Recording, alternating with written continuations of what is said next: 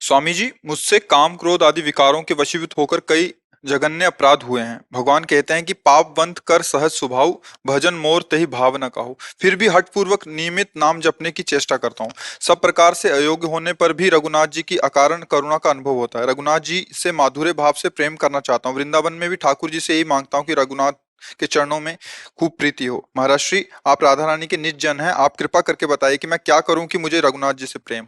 देखो, एक बात तो भगवान रघुनाथ जी के ही श्रीमुख से निकली है कि वही मेरा सेवक है, वही मेरा दास है, जो मेरे अनुशासन को माने।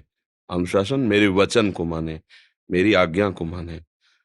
भगवान की जो आज्ञा है वो इन विकारों के वशीभूत होकर के आचरण ना करने की है। विकार सबके हृदय में आते हैं, विकार का स्फुरण होता है और उसको सहा जाता है।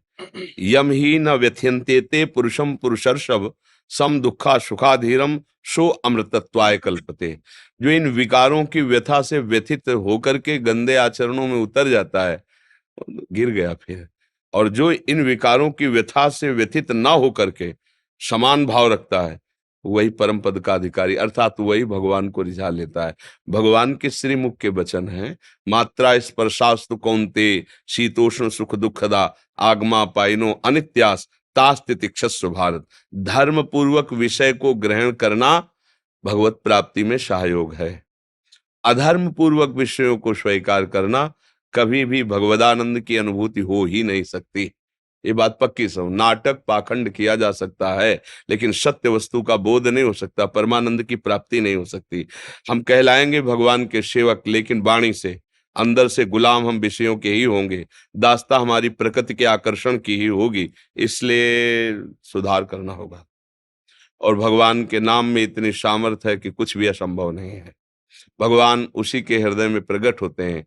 काम क्रोध मद मान न मोहा, लोभ न क्षोभ राग नहीं द्रोहा, जिनके कपट दंभ नहीं माया, तिनके हृदय बसहु रघुराया।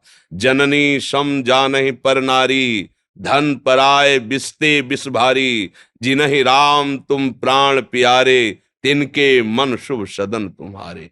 तुम्हें छाड़ी गति दूसर नहीं, बसहु राम तिनके मन माही। भगवान वाल्मीकि जी उपदेश कर रहे हैं भगवान श्री राम को। तो हमें चाहिए सट विकार जित अनघ अकामा, भगवान की पसंद है। तो ऐसा नहीं है कि हम सह नहीं सकते, ऐसा नहीं है। हम जब तन्मय हो जाते हैं तब फेल हो जाते हैं। जैसे काम आया और काम के चिंतन सुख में हम तन्मय हो गए, अब तुम्हें कोई नहीं बचा सकता। तुम्हारा चिंतन बदले तब बच सकते हो, क्योंकि अंतःकरण मलिन होना उसका फल है। वो तो हो रहा है, क्रिया हो या ना हो। चिंतन, इसीलिए भगवान अनन्यस चिंतयन्तो माम कह रहे हैं। बार बार नाम जप करो। अगर कहीं फिसल जाते हो, कोई गलती हो जाती है, तो जन अवगुण प्रभु मानन काऊ, दीन बंधु अति मृदुल स्वभाव। पीछे जो हुआ उसका आप चिंतन भी मत करो और उसको स्वीकार भी मत करो। जो स्वप्न में हो गया, पीछे गलती हो गई, वर्तमान का समय क्यों नष्ट करें।